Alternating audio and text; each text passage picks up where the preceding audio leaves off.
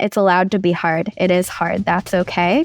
But you're doing this for a reason. You want this thing out of it, and we're getting that right now. So let's keep going. We've got this. You got this. You trained. You're ready. It's scary. It's hard, but we've got this, and we've got a reason for doing it.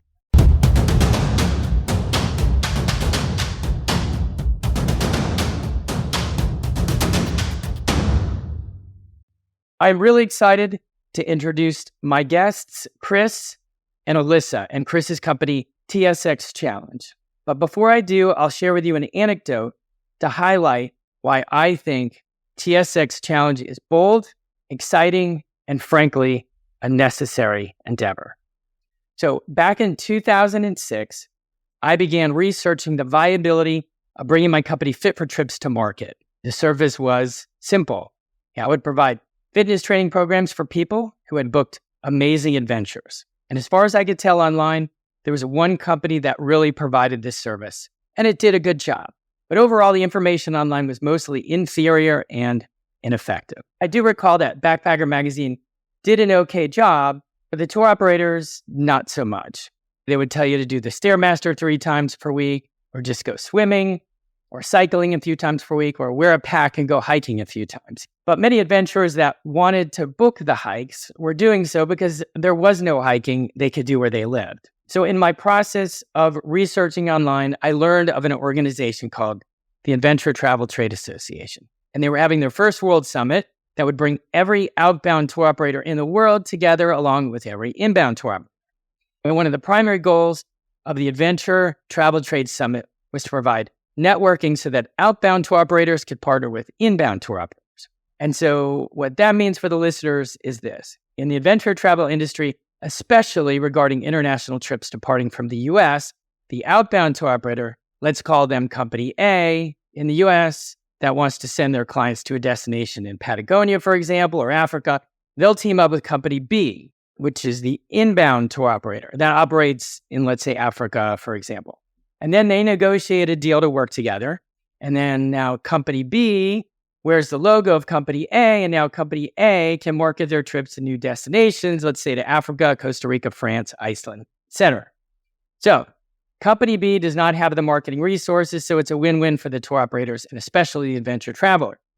So anyway, I made a list of all the tour operator founders that would be there. Okay, then I was going to pitch my idea about providing trip-specific training programs as a value-added service whereby the tour operator could focus on booking trips, and I would provide fitness solutions to their travelers. Yeah, I needed to understand if they liked the idea. Okay, and based on their reaction and feedback, would determine whether to begin building out fitfortrips.com and the business model. But there was one individual I really wanted to talk to, and he owned one of the most premier adventure travel companies in the world. So I tracked him down and I pitched my idea, and to my surprise, he was underwhelmed by my venture, and he wished me luck. And he told me that, the hard, challenging itineraries were out and quote unquote soft itineraries were in. We're just going to make the itineraries easier, he said. Okay. And so my naive self could not believe it. I was like, well, if the itinerary could be so amazing, but it would require some training, then it must be worth it. I did not think there was anything fun about making an itinerary easier. The itinerary is the itinerary. Client gets to see the best of the best. If they need to train for it, then just provide the training. I had felt in my own experience that a challenging outdoor venture was the most rewarding. And I still believe it today. But in all fairness to this individual, his company is still thriving today. In fact, it's been acquired by another tour operator. And by the way, that summit was back in 2006, by the way. Anyway, and I'm not here to say that guy was wrong. Okay, there are many travelers that want easy trips to enjoy food, culture, and animal watching, etc. But I know there are plenty of people that prefer a challenging hiking adventure. And not only that, the research is conclusive that deep in our DNA, we need these challenging adventures. So, folks, it's your lucky day. I have found a company that is antithetical to easy. They provide challenging itineraries, not like any other I've seen before, and they lean into the challenge. They don't hide the challenge. It's like right in your face. But the challenge, it's not gratuitous. Okay, it is intentional, and there is good reason for it. And I'm really excited to introduce these two folks to you today.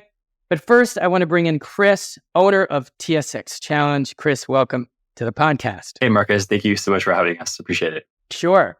So before I introduce Alyssa, Chris, tell us why you started this bold adventure you call TSX Challenge. Well, we started TSX Challenge back in 2011 as really a product of something I did as a kid. So when I was like 14 years old, I had a fifth grade teacher who introduced me to backpacking the Sierra. I had a guy by the name of Mike Murphy, and he had been taking students and community members on an inspirational hike across the Sierra to Mount Whitney every year since 1983. In fact, he continued to do up until just the last couple of years. And I was one of those kids that had a huge impact on me, changed my world perspective in terms of like the challenge, realizing there's something greater than yourself out there, and kind of the majesty of the Sierra. And that stuck with me as I kind of grew up. And as I was, growing up with a family and getting a job, I decided I wanted to have more time outdoors. And so I also wanted to have a positive impact on other people. And this trail in particular, this week-long hike across the Sierra to Mount Whitney, pretty much positively impacts just about everyone it touches. So Mike and I got our heads together back in 2010, 2011, and thought, wouldn't it be cool if we could take this unique experience that we have from the Clovis, Fresno area, where I grew up in Central California, and open it up to touch more people. And so that's how the TSX Challenge was started. So TSX Challenge stands for originally Trans Sierra Extreme Challenge. And when we first started this company or this group, really our goal was really just do one route, that week-long hike across the Sierra to Mount Whitney, and just do it really well. Take all different ages, all different experience levels, and give them the opportunity to accomplish something maybe greater than they could do on their own. From there, it's kind of grown. Kind of organically, word of mouth, we expanded the Grand Canyon to other locations, and it's really gratifying to be here sharing this with you today. So thank you for having us, Marcus. Sure, absolutely. Well, I think your mission is so important these days. I mean, challenging yourself in the wilderness and remote nature has been shown to cure emotional and physical ailments. So I wanted to have kind of two voices. I wanted male, female, company owner / guide and guide. But I noticed on the site that you don't use the word guide. And I was just thinking, okay, you use the word team leader. And I get why, having read everything about your company. So I want to bring in Alyssa into the conversation. Okay, she's a team leader. So Alyssa, please pronounce your last name. It's Alyssa Whoaa. Whoa, okay. Whoaa. I love it. So Alyssa, in 2019, hiked the Pacific Crest Trail and fell in love with backpacking. She spent a lot of time in Antarctica working for a research station at the South Pole. And when not in Antarctica, she spends time doing as many fun and interesting outdoor activities as possible all around the globe. So she is part of the TSX team to help bring people together to challenge themselves and experience some of the most pristine and beautiful backcountry areas the planet has to offer. So, Alyssa, there are a lot of tour operators to guide for. What do you love about TSX Challenge?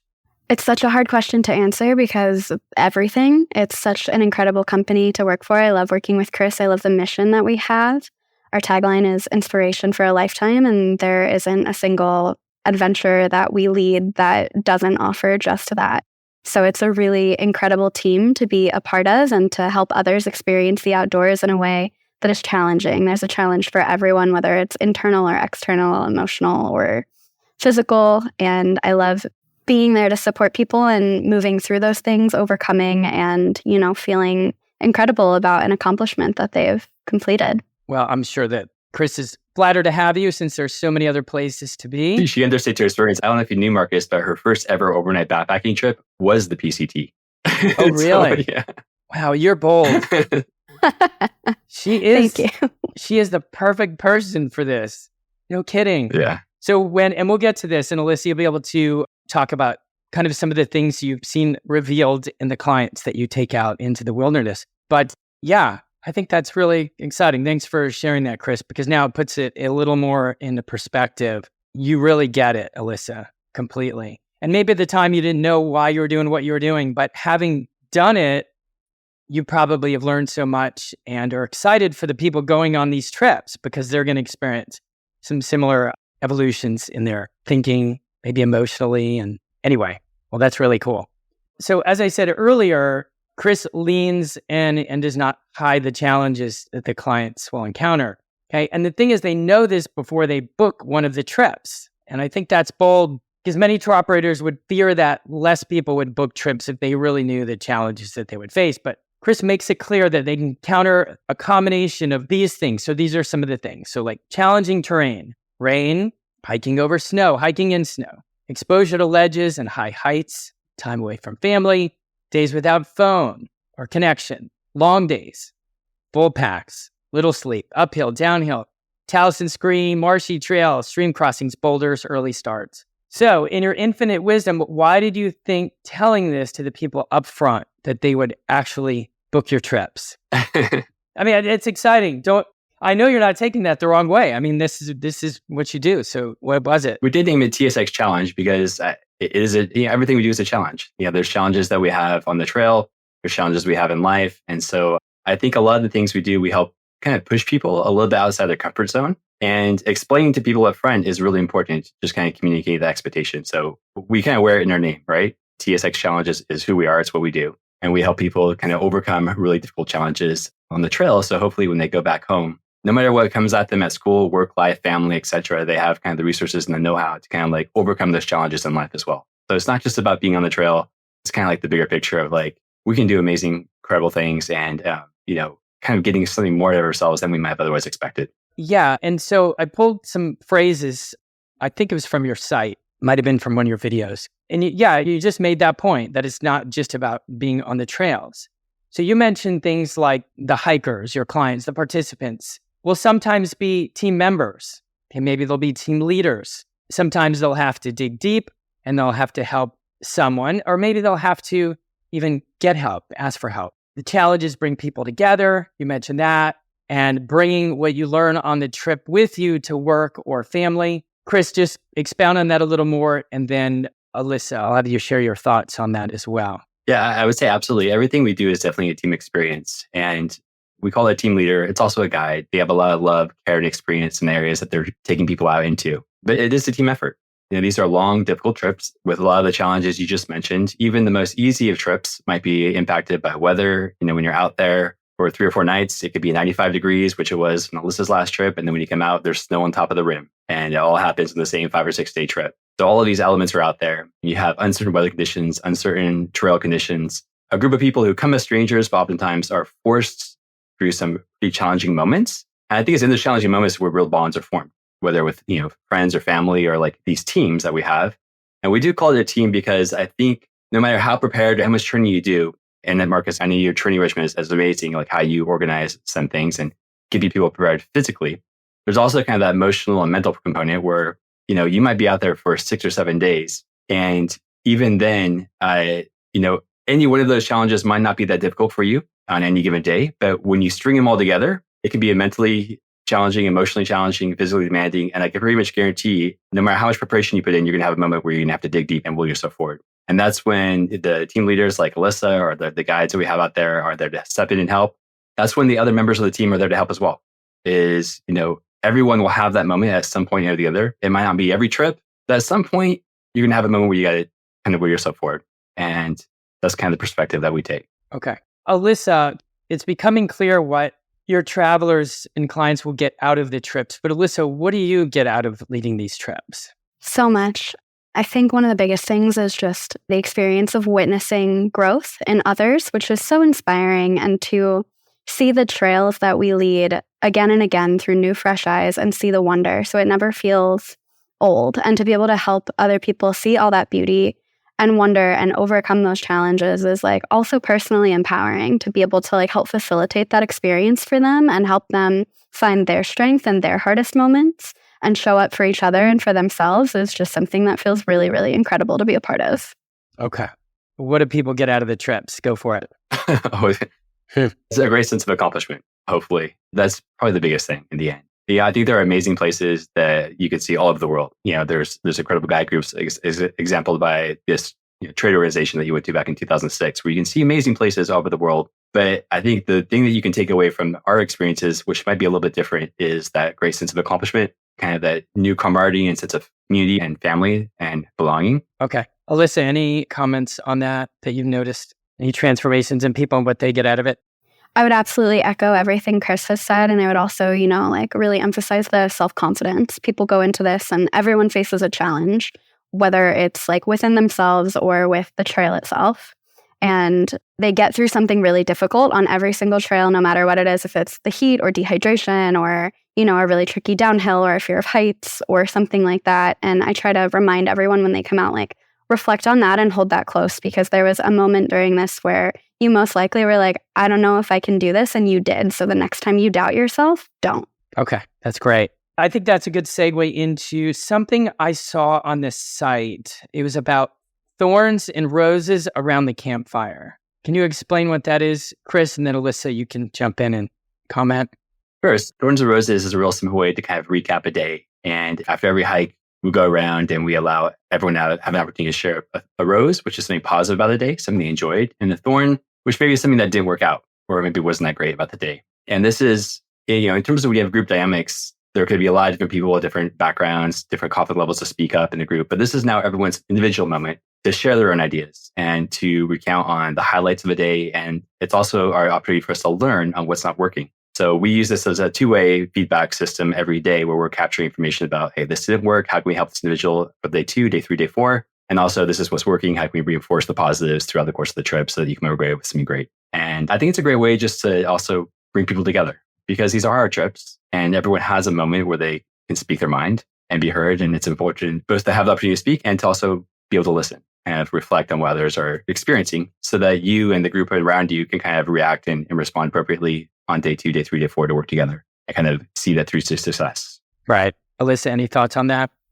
Yeah, I love thorns and roses. When I'm on my own trips, I do it with myself. I'll write it in my journal every day, a thorn and a rose from the day, because I think it's a really good way to remember that even if you're having a great day, there might be something that wasn't perfect and that's okay. And even if you're having a tough day, there was still going to be a highlight. There's still going to be something that was, the best part of your day. And when I'm leading trips, I really like to add in a bud, something that hasn't bloomed yet, something that we're looking forward to, just to kind of keep that optimism and positivity and hope and excitement about what's still yet to come, knowing that the adventure isn't over. And I think it's just a really good way to practice mindfulness too, being present and being where you're at, actually really being there, not focusing on work or what you're going back to, but just being this is where I am and this is what's going on for me right now. I think that's great. I've been around a lot of campfires and I wish we would have brought that up. I love that idea. That's fantastic. Now, my guess is there are also some people, because it seems like a vulnerable time, I guess, with some people who are a little more introverted. My guess is there are some people, they won't share as much at the beginning. And then by the middle or the end of the trip, they're wide open. And you can tell that, that they're comfortable sharing, their thoughts. You guys want to comment on that? Alyssa, any thoughts on that? Sure, yeah. Yeah, I think, a lot of people come into the trip being oh, I have to prove that I'm super strong and tough and, I can't let anything get to me. And dynamics that develop in these little families that we have really breed a lot of vulnerability and openness. Sometimes there are tears, sometimes there's anger.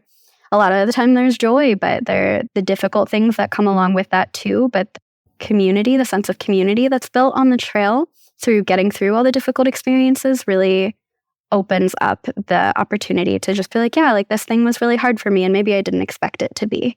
And a lot of support from everyone being yeah, maybe that was hard for me too. And I think that helps people feel a little bit more comfortable, which is really, really cool to see, really cool to watch evolve.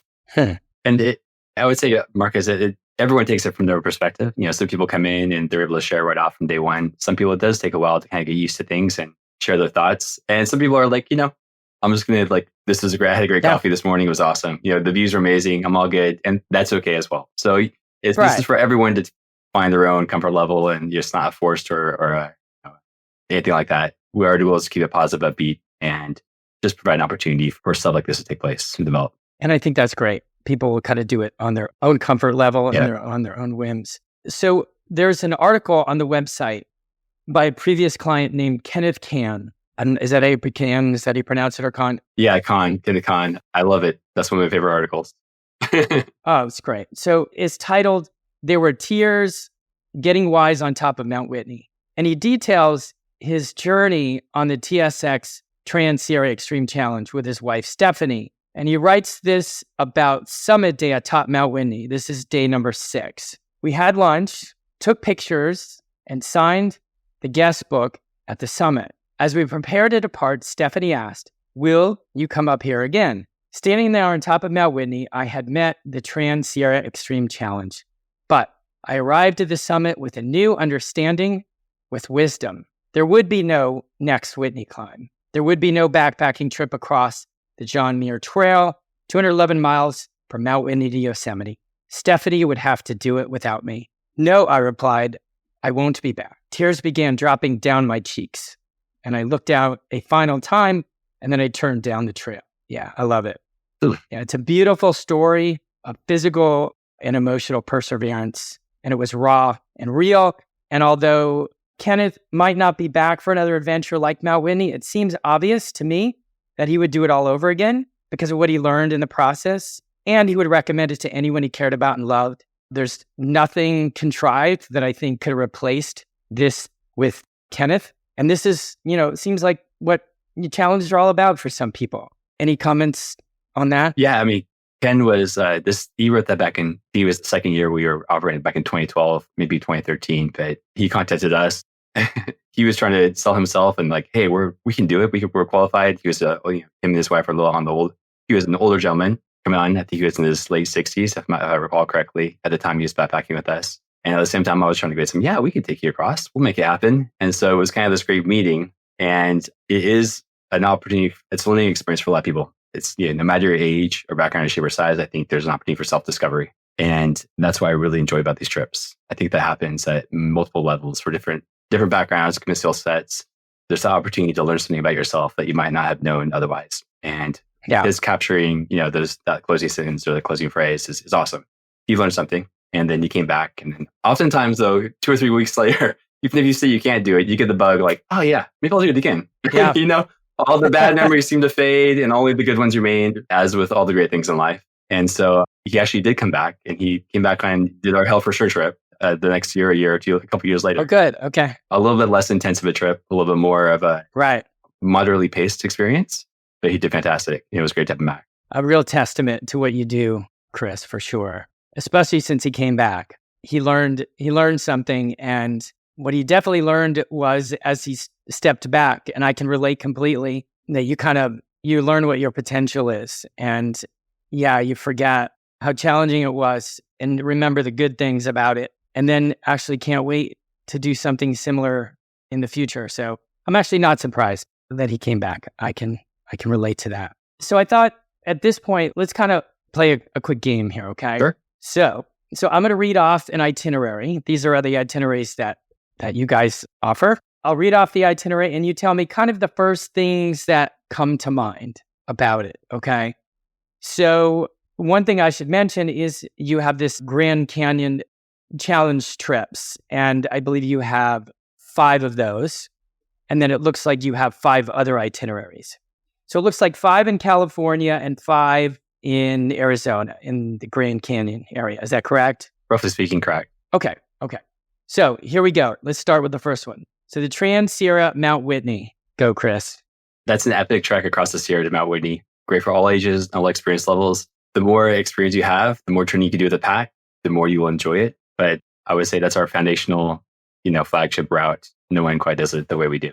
Okay. Alyssa? There are spiritual places along that route. It is full of magic, full of wonder. It's super stunning. Water slides, alpine lakes, lots of really, really beautiful, amazing, special moments and places along that trail. And just like the calm quiet you get as you're moving through the beginning is amazing before you get into more traversed territory closer to Mount Whitney.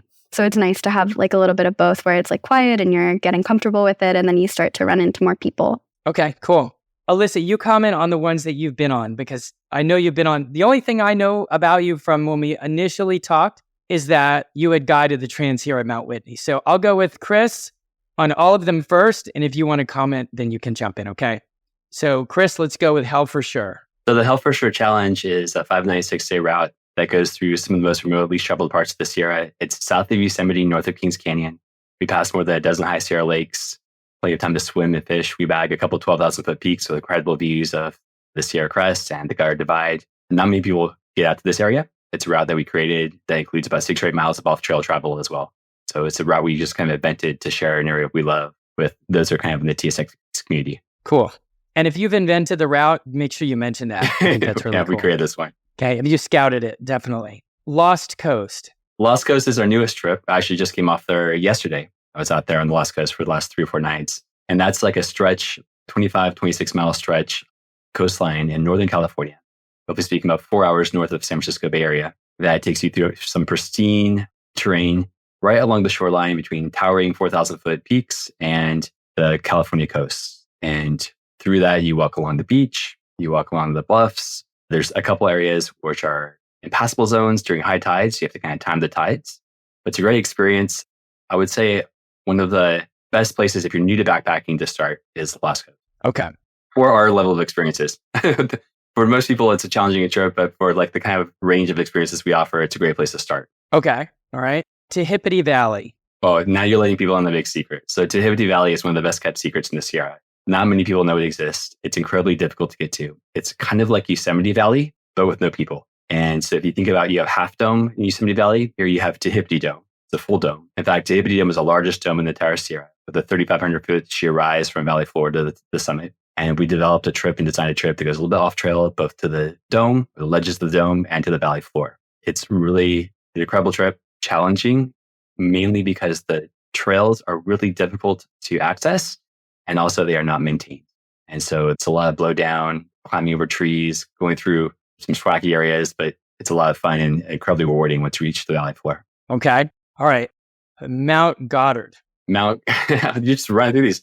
So Mount Goddard is, I love all of these. I'm super excited to share. So thank you, Marcus. So Mount Goddard is this big 13,500 foot burly mountain, smack dab in the middle of Kings Canyon National Park. And not many people know it exists. There's no route or trail to the summit. In fact, the route we do, we kind of develop on our own as well. And we go about 10 miles of off-trail travel into Goddard Canyon, up to the summit, and over something we call the Wall, which is on the LeConte Divide, and make a big loop of it, about 50 miles in total.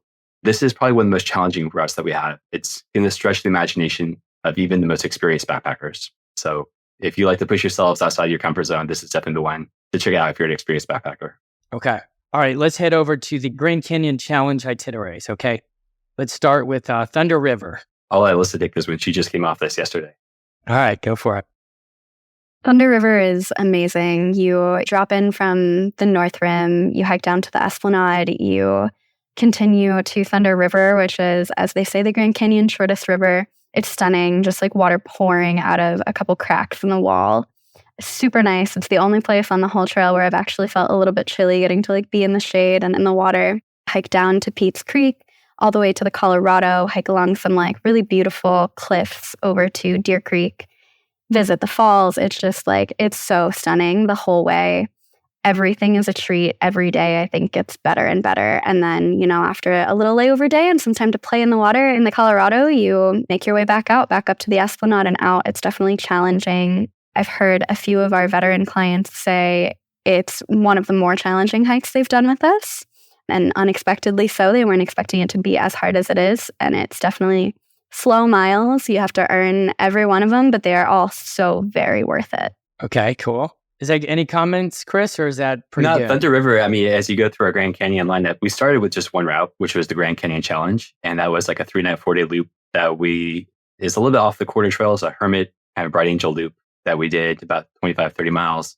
We did that in 2014. And when we started the Grand Canyon, actually was introduced to the Grand Canyon by a buddy of mine who lives in Flagstaff. And he's like, Casado, you do all this backpacking this year, you got to check out the Grand Canyon. And so we put together this loop, and this was the second trip that we began offering in the Grand Canyon back in 2014. And our goal was really just to do one route and do it really well. But as I got to know the Grand Canyon, I began just like, there's so much diversity out there, so many places to explore.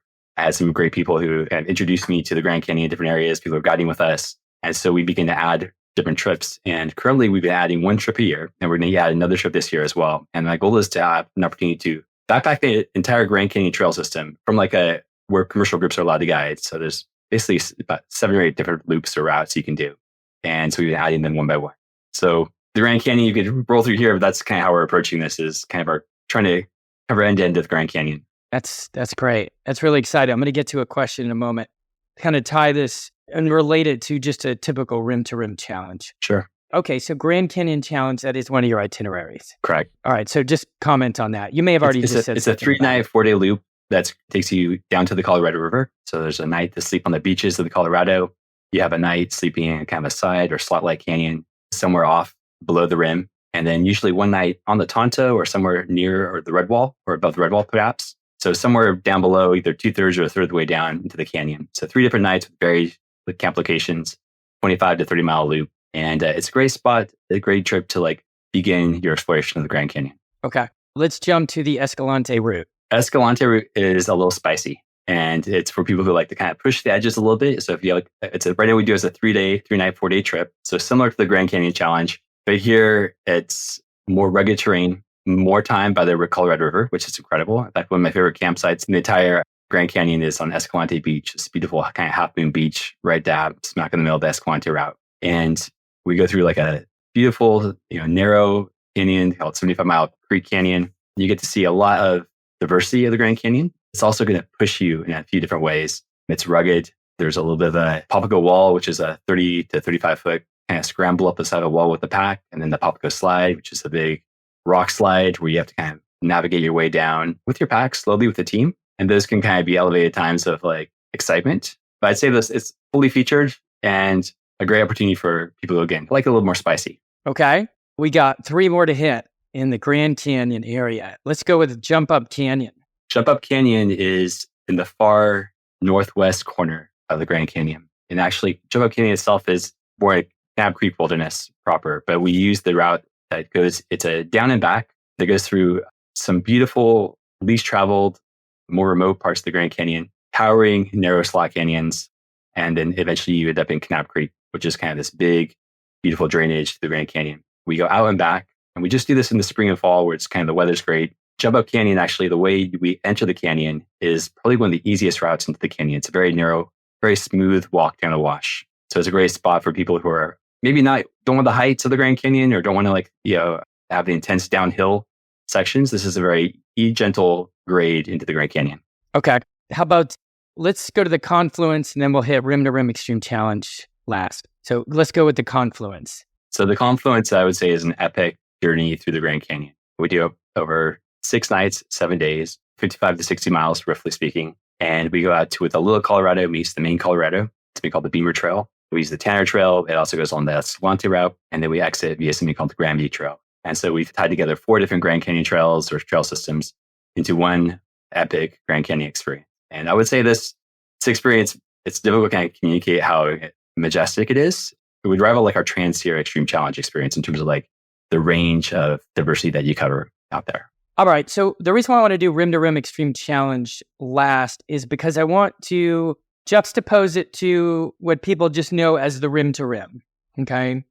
So a lot of people have Rim to Rim on their bucket list. They've heard of going from North Kaibab to South Kaibab or Bright Angel or South Kaibab to North Kaibab, and hikers deliberate whether to go north, south, or vice versa.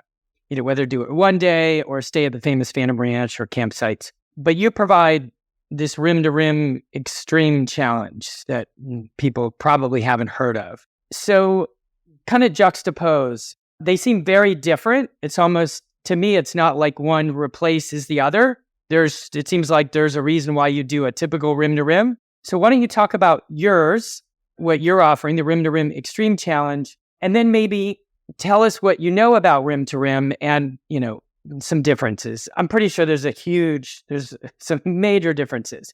But anyway, I'll let you run with that. Yeah. So first of all, I have a lot of respect for people who have done the Rim to Rim trips. Like that's an incredible accomplishment, incredible feat. Like getting yourself down to the Grand Canyon. If you've hiked the Bright Angel or the South Kaibab Trail, or if you've gone north to south, south to north, amazing. Like that is an incredible accomplishment. And I know some people do it in 1 day. Some people do it in 2 days. Some people do it in 3 days. No matter how you do it, I think you're a champ.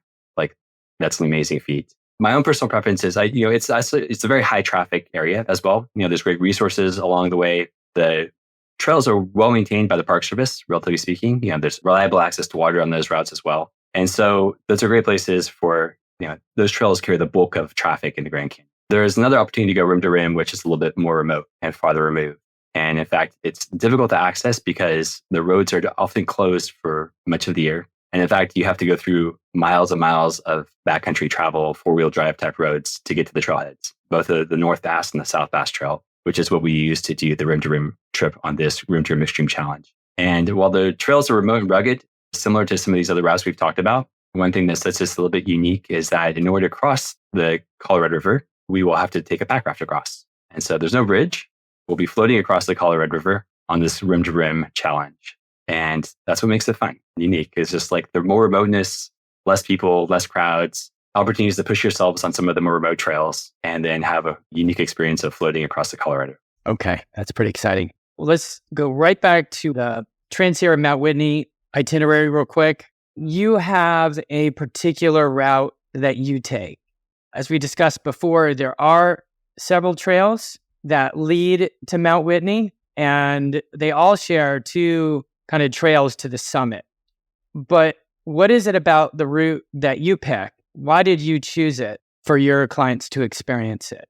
You're right, Marcus. There's different routes to Mount Whitney.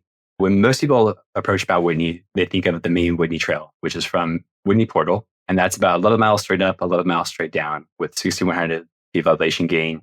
Again, this is similar to the rim to rim trails. This is an incredible accomplishment by itself. We approach it from the west, which means we have to hike 55, 60 plus miles just to make it to the summit, then hike out from there. And there's a few different ways people approach it. Some people can approach it from the kind of the southern part of the Sierra at the Mineral King. Some people approach it on something called the High Sierra Trail, which is the most popular route and kind of the named route across the Sierra. We approach it on something a little bit more remote from the north and going over a kind of a more remote pass, or something called Colby Pass, dropping into the Kern. And so there's less people, less traffic. It just also happens to be the route that I was introduced to as a kid. I grew up hiking when I was younger. I did with my brothers, with my family and friends. And so it's great to share that similar experience with others. I would say one of the most more remote, least traveled regions of the Sierra, you're going to kind of cross in this route. One also unique feature, which Alyssa can only talk to more, is you do have to cross the Kern River. And on these other routes from the south, with the High Sierra Trail and the Mineral Route, there is a bridge that takes you across the Kern River. On our route, there is no bridge. And those highest snow years, like we had this past year, where it was the monster record year, that can present some pretty unique challenges.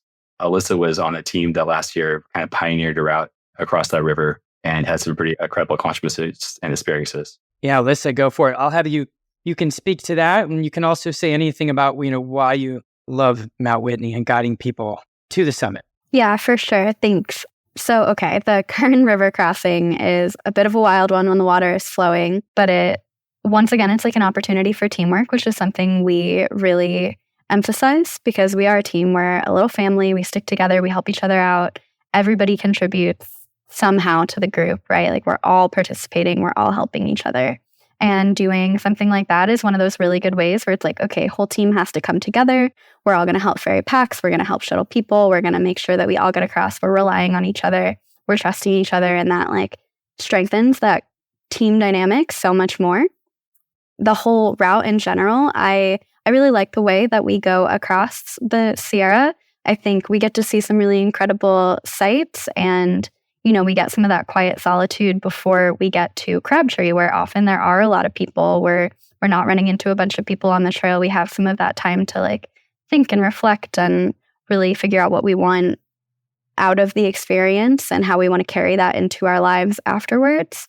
And as far as like the enjoyment of helping people get to the top, it's a really hard thing. And I think, going at something like that without support, without like a trip leader or a guide, it's really easy to be like, I don't know if I can do this. It's really easy to second guess yourself. And when you have someone there that's like, no, like I see that you can do it. We've got this. Or on the other side, keeping you safe if, like there are some concerns or you hurt yourself or something like that. Having someone there to like help encourage you when you're like, oh man, this feels really scary. It's like, yeah, it does. But like, we're going to do it. We'll take it step by step. I'll walk with you. Like, I'll help you. You'll get there. And that feels really good. And to see people get to the top so often, there's so many happy tears, so much disbelief of like, I can't believe I just did this. I wasn't sure if I was going to be able to. I can't believe I'm up here. And you feel like you're standing on top of the world. Like you're the tallest thing. And you see out so far, assuming the weather is great. And it's just, it feels like such tremendous accomplishment and relief on the top of like, wow, I did it. I made it. I did this. I carried myself here. And to like watch people go through that and like realize their own strength is just so heartwarming and fulfilling. That's great. I love it. Everything Alyssa said, it's a incredible accomplishment. From my perspective, in addition, like Whitney is kind of the hook. Like it's what draws people into the trip. And a lot of people know Mount Whitney. But even if you don't summit, and it is optional to summit on Mount Whitney Day, it's an up and back day hike. It's an incredible accomplishment. Like, hiking a week across the Sierra and pushing yourselves in ways that you might have not otherwise thought possible. I think like the real beauty of it is just the journey. And Mount Whitney is a great, accomplishment at the end. But even those who may not reach the summit on negation, there's so much more. Even for those who reach the summit, they realize the process, the experience is really what this trip is all about. I think Whitney is like a cherry on top, but the ice cream sundae underneath is so good. It's such good quality. That's going to be it. Yeah. Okay. That's a good analogy. I love it. Let's talk a little bit about fitness. Of course, that's my shtick. My listeners and my clients have heard about my Fit for Trips Big Five philosophy and how they're important for any hiking training program. So I'm going to quickly list them, and we can use those concepts to flush out a few training ideas that you guys recommend for your clients. Okay. So basically, I'm not going to describe them in detail, but here they are. So the Fit for Trips Big Five. Okay. So number 1, walk inclines. Number 2, walk stairs. Number 3, walk lunges. 4, walk far. And 5, HIIT training, high intensity interval training. So really briefly, walk inclines. You got to lengthen and strengthen your Achilles calf, plantar fascia. You got to be acclimated to ascending. Okay. Then walk stairs. Stairs have a very aggressive climb. And the only reason it's really possible, otherwise it would be a very difficult scrambling hike.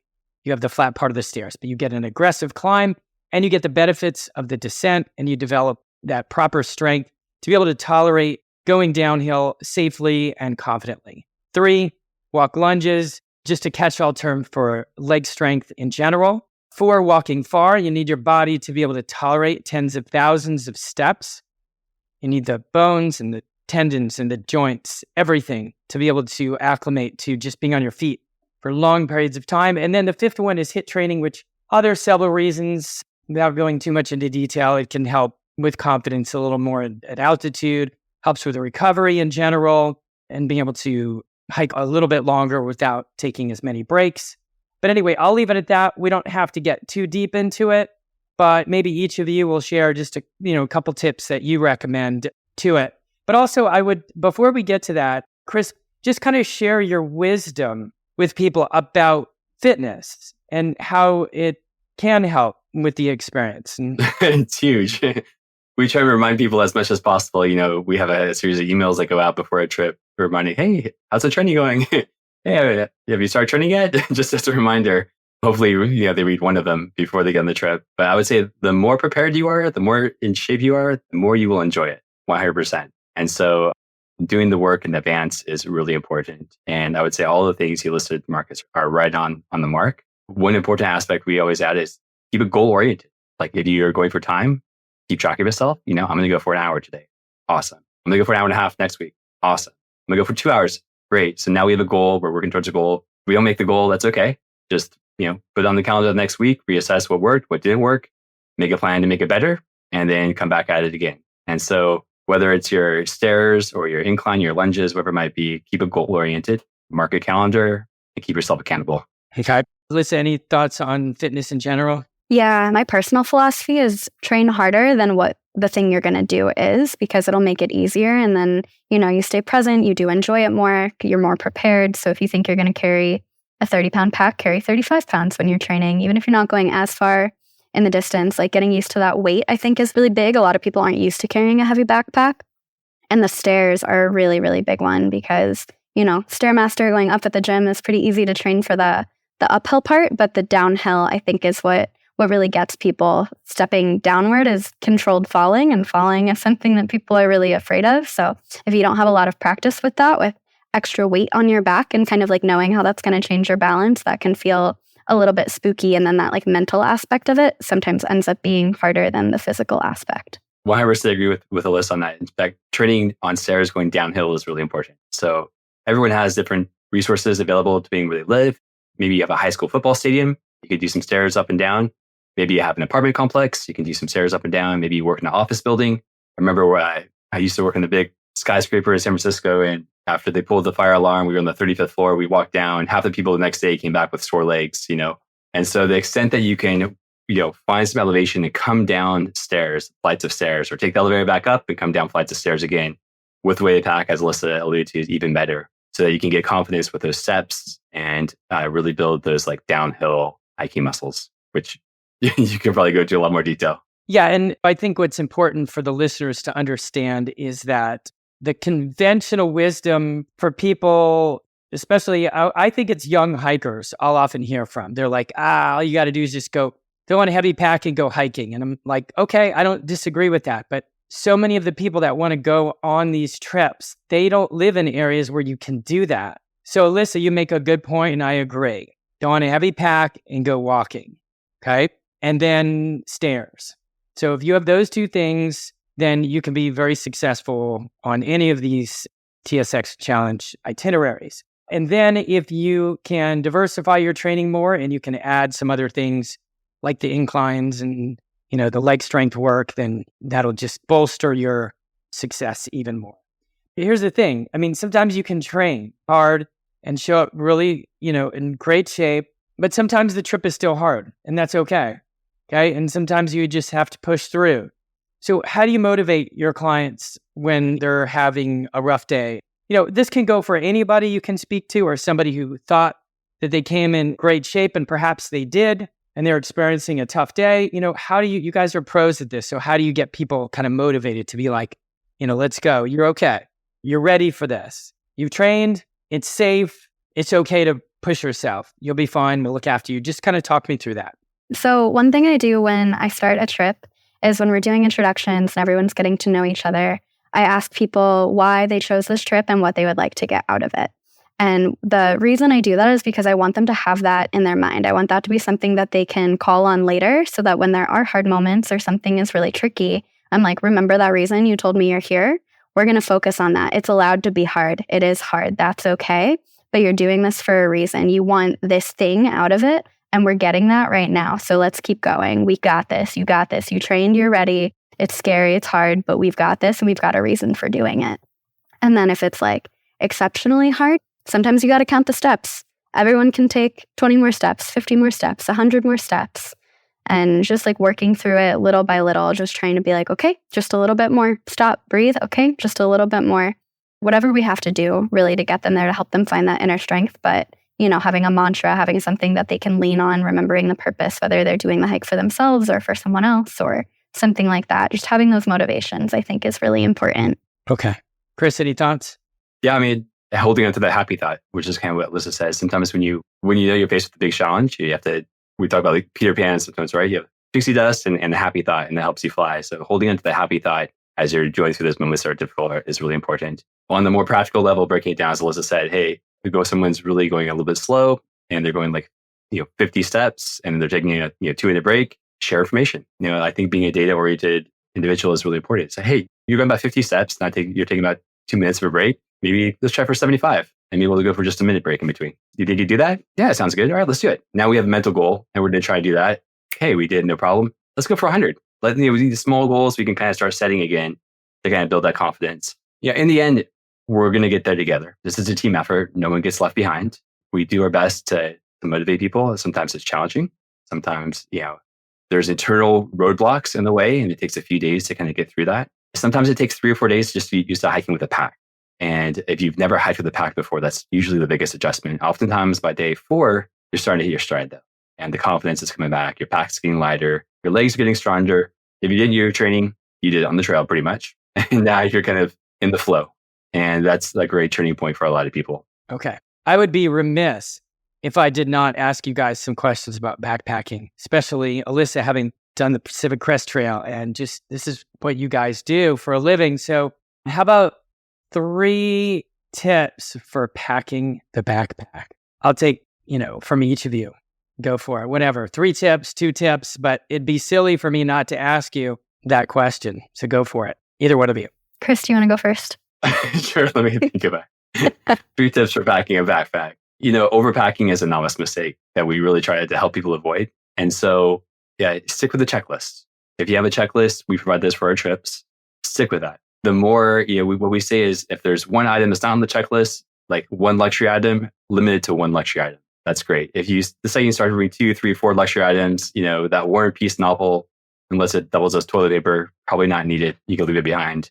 So stick to the checklist. That's probably a really important feature. The other item is I think you probably need less clothes than most people anticipate. I think generally speaking, if you're new to backpacking, you might think, I need to change XYZ multiple times, throughout the course of a trip. In reality, you need one pair of clothes that you're wearing and you need one set of clothes in case it gets wet. That's kind of it. And then you got something to swap out and you have something to change into or something, one thing you're wearing and then one thing you sleep in and then vice versa. So just keep it really simple and maybe less clothes and limit that luxury item to just kind of one item. Okay, fair enough. Alyssa, your thoughts? Yeah, so I think one of the biggest things I would say is like, know how you're packing your pack, know where you're putting your things, because it's going to make it a lot easier to find things when you're out there. You're not like digging through your pack, you're not unpacking it the whole time. Pack efficiently. If you need immediate access while you're walking, it should probably be in your hip belt pocket or your pants pocket. If you need it at a break, maybe it goes in the brain. If you don't need it till camp, probably stays in the body of the backpack. Just like having those things in places where you know where they are and where they're efficiently packed. That way, like every time you're at a break, you don't have to empty your backpack out to get your snacks out or something. I think my second tip would be leave the deodorant at home. And it's not just deodorant. That goes for like all of those extra little things. So like the deodorant's not going to make you smell any better on trail. You're going to be sweating. You don't need it. It's okay. But so many people are bringing things like that, or like hair care products or whatever else they need. And I think just a reminder of like, let's pare this down. We don't actually really need all these things out here. I think that is really, really helpful. And then for me, and I know for a lot of people, having like a little bit more of the bulk of the weight of the pack more up towards like our spine, up like a little bit higher, not at the bottom of the pack, is really, really helpful for center of gravity and for not feeling like there's so much weight sitting directly on your hips.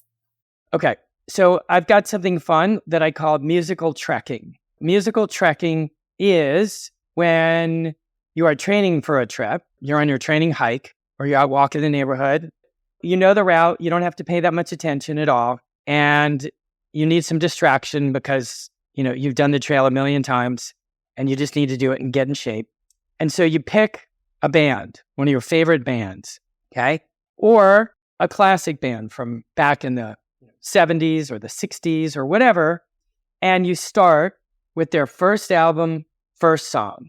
And every time you go on your training hikes, you listen, and wherever you ended, you stop. So let's say, for example, The Who. Okay, you start at the first album, first song, and you go through, and then you go to the next album, and the same thing, and you get to really hear kind of the evolution of the band. So let's go with Chris. Chris, name one band that you think would be really cool for someone to go on a musical trekking journey and listen to. I'm not sure I'm the best person for this. I appreciate Not a music guy? No, I love music. I have just a wide variety, and I can't think of like, you know, how many like compilations I'd listen to. I go like 90s hip hop R&B. Start in 1992, and I go all the way to 1999, and just do the whole 90s. Maybe go through a top 40 list. That might be like so one any way band. to go. So no position. You want this is your opportunity. Yeah, one band that you like. Doesn't have to be your favorite. Yeah, I don't. You know, I grew up on country, so I gotta go with Garth Brooks probably. Okay. Yeah. So amen. It's his very first, just Garth Brooks. Then go to whatever it might be, Rope in the Wind or No Fences, or I forget which one was next after that. You can probably go for until I forget about. It's a great one. Yeah, the fourth or fifth album. Then after that, they all fade away. So that was my first concert show ever. Yeah, with Garth Brooks. It was amazing. I agree. Okay, Alyssa, go for it. Give us one. Rainbow Kitten Surprise. Okay. Much more interesting to me. Really different genres. Well, that's cool. I think people have fun. They're going to go check it out. They're going to see. Okay. No judgment, folks. Okay. On any of this stuff. Okay. Music is personal. So let's kind of wrap things up. I'm kind of a little bit of out of the box question. So, Chris, to you, what emerging trends or developments do you find most interesting in the backpacking world or travel right now? Anything come to mind at all? I'm not sure if I'm in the flow of like all the trends that are out there at the moment. What I would say is I know people are looking for experiences that like that push them.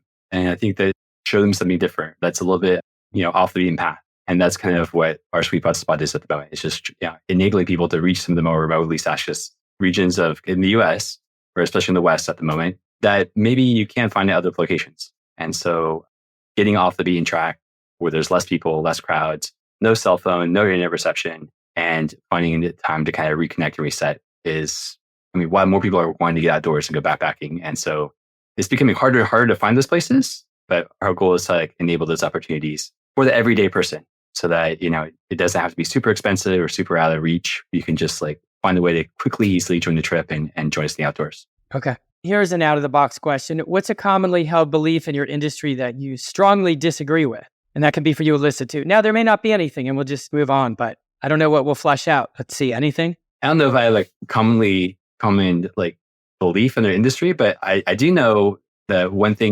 question we get quite often is what kind of footwear we should bring. And we highly suggest people, no need for Gore-Tex shoes. We like people to bring shoes with lots of mesh, Trail runners are highly encouraged. I'd say like 70, maybe 80% of people nowadays hike with trail runners on the trail with us nowadays versus like the more larger, sturdy boot or with a high top boot. I think that's great. So lightweight, comfortable trail runners, bring whatever shoes good for you. We like lots of mesh and with like a, lightweight or midweight sock, synthetic or wool blend, whatever it might be. So that work can come into the shoe, work and go out, and we can keep hiking through. For example, on our trans here at Trips Mount Whitney, we go through like more than 24 stream crossings. And if you're going to sit there changing your shoes into water shoes and wading across, that's going to take you all day. The mosquitoes are going to be all over you, like, fresh food every stream crossing. So to the extent you can get comfortable hiking in wet shoes and letting them, dry out as you hike is awesome. Okay. Alyssa, do you want me to repeat that question? Do you want to answer it? Or if not, you can also just talk about what the heck. You can talk about footwear also, or yeah. Or you can wrap up and say anything you want. Whatever. I'm definitely happy to answer that question. I agree with Chris on the trail runners. I think unless you have ankle problems, you probably don't need like the big, heavy, bulky boots that were popular for a really long time. So 100% support the trail runners. But I would say the commonly held belief in the hiking community / industry that I think I most disagree with is that if you're not hiking ultralight, you're like not going to have a good time or you're not going to be able to do it.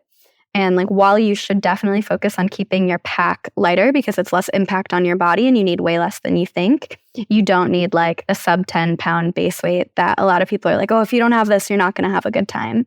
I would say like, make sure you have enough stuff to be safe and comfortable, have the lightest version of an item that your budget can afford, but know that like, you don't have to have the $600 like super light tent to be able to backpack and have a good time. Absolutely. Okay. I like it. Great. All right, we're kind of last two questions. So, Chris, tell us about any kind of upcoming projects or initiatives, that you're involved in. Well, we host events online, and we're trying to build our event platform a little bit more. So we do online events that are open, free to all. We do cover topics on like backpacking 101, fresh backpacking meal ideas, first aid kits, stories of things that have gone wrong. We also talk about some of the trails that we talked about here. And so we've also been fortunate to have a few great outside presenters, Alyssa being one of them, to talk about different experiences on the PCT and on other trails. And so to the extent people are looking for just more backpacking content or stories, we'd love to have you kind of check out kind of our events platform. And that's what we're looking to kind of build out as a way to kind of build community and extend kind of our experiences with others. Excellent. Okay, guys, I think we are done here. My hope for the listeners is that they will reach out to you and that they trust you, Chris and Alyssa. Some people might feel intimidated by something like this, but I hope that we made it clear that it's worthwhile, okay? And to mitigate, I guess, any issues, I would say get in great shape and then leave it up to Chris and his team leaders to guide you and to trust them and to enjoy, because I don't know that you can live a fulfilled life if you haven't challenged yourself in the wilderness. I strongly believe that at some point in your life, you should do that because you will learn about yourself. You will find things about yourself that you won't know in any other way. And as I said previously at the beginning, it's in our DNA. It's not foreign to us. And I think when you get out there, especially with the help of the TSX Challenge team members, you're going to feel confident enough and you will make it to the end. So guys, tell the listeners where they can get in touch with you, Chris, and speak to you and ask you questions and, book your trips. Sure. You can find more information at tsxchallenge.com. You can find itineraries, links, videos, checklists, all kinds of stuff like that. Our contact information as well. Shoot us an email, send us a text, whether you're planning a trip with us or just looking for your own ideas. Use this as an open book. We're happy to share as much as possible so you have a safe and enjoyable trip out there this year and years to come. And we're here to help. Excellent. And any listeners that want to solve their training solutions for hiking, please reach out to fitfortrips.com/consultation. And that gives you an opportunity to chat with me.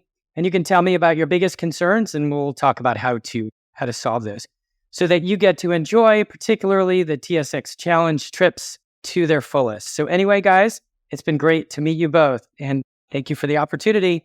You guys take care, okay? Thanks, Marcus. Yeah, thank you so much for having us, Marcus. I appreciate it. Okay, bye-bye. That concludes this episode of the Hike Strong podcast. I'm committed to keeping all of the episodes for free. All I ask is that you subscribe to the podcast and leave a review. And don't forget to share this podcast with your friends. My goal is to build a vast community of hikers with the confidence to crush any local or global trail. I hope you will join me in this endeavor.